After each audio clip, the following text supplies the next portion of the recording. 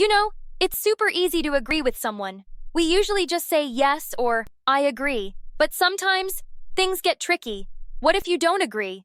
Exactly. I always feel nervous. Like, I don't want to hurt anyone's feelings, but I also don't want to fake it. Boom. That's what today's about. How to agree and disagree with style. Let's start light. You don't have to say, I agree like a robot.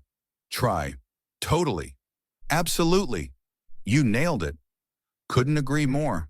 These sound natural and friendly. And if you kind of agree, but not 100%, say, I see your point.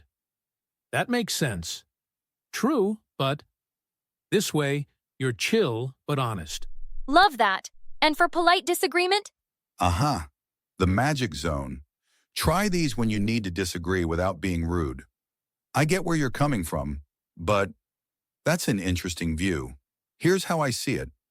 I'm not sure I agree, but I respect your opinion.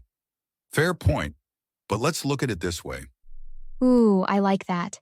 It's like disagreeing without turning it into a debate club fight. No drama, just vibes. Unless it's pizza toppings.